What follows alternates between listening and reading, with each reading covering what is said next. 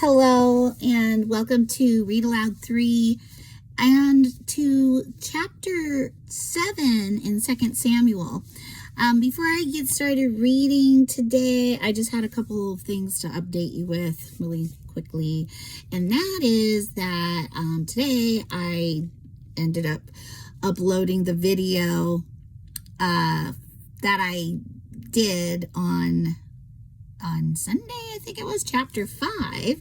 So it was at the outset of the week, and I was excited to be getting started on the first day of the week, and was intending to be very consistent this week. So I thought I posted, but it never uploaded. So I realized it today and went ahead and tried to repost it. And so I think it's finally there for you to see. So please do go back and watch chapter 5. So we can have some consistency of reading together, me reading to you, you following along. And then I did post chapter 6 on Monday, and then I got some pretty hard news on Monday night, and it kind of just threw things off for me on Tuesday.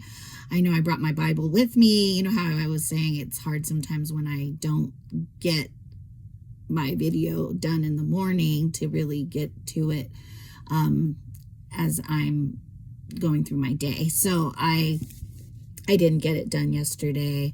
I had some news of needing to move, and that's hard. I've been in the same place for 10 years, and yeah, it's just we moved here when my son was 10, and from another place that we had been for 10 years, and that was a hard move, and now he's 20, and so it's just never easy to move. But and then I had some exciting plans that I had to postpone. So in light of that, I will be here, because I might have mentioned, I think on Monday, that I may not be able to do my daily recording because I was going to be out of the country, and I wasn't sure that I was going to be able to do that where I was at. So that has changed, so I should be here at least to do that, and I'm excited for that too.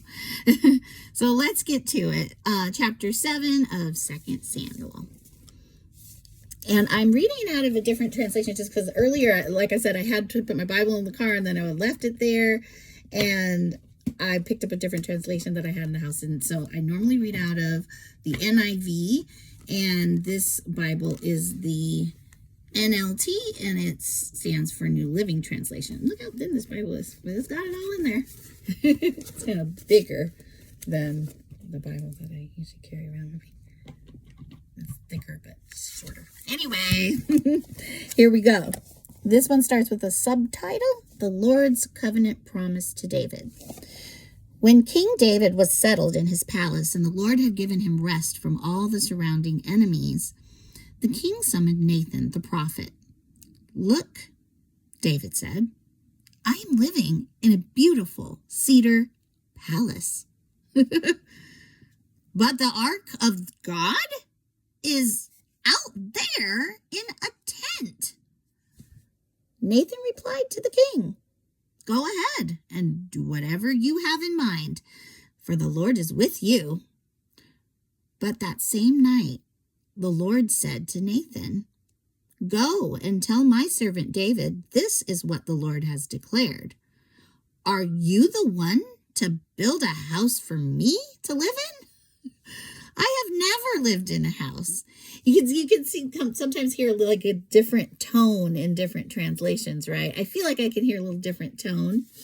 I'm curious, and I'm going to read it in my usual NIV that I read out of, and just hear the difference, because I think that's kind of cool to do once in a while. It is nice to read in different translation once in a while and hear how it sounds, and it may maybe something just hits your ear differently and makes the sense even better. So it's nice to try different translations for that reason.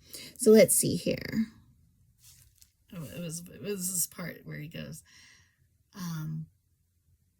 in this translation, he says, "Go and tell my servant David, this is what the Lord says. Are you the one to build me a house to dwell in? I've not dwelt in a house from the day I brought the Israelites up out of Egypt to this day.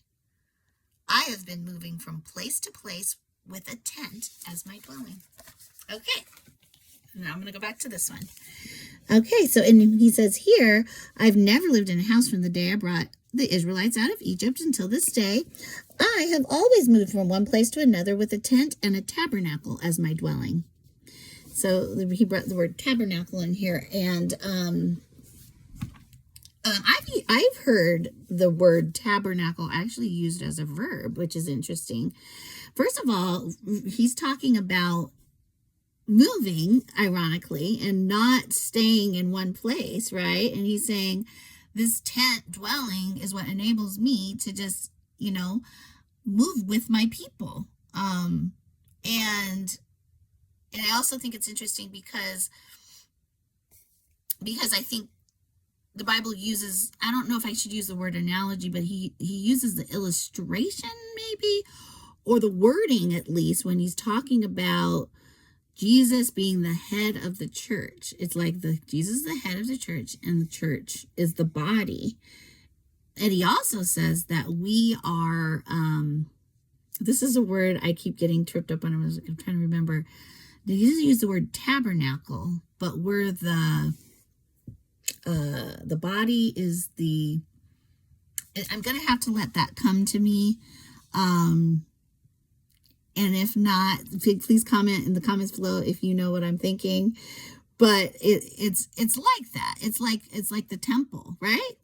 Maybe it is the temple that we're treating our body as, and we're honoring it as a temple for God, right? For his presence.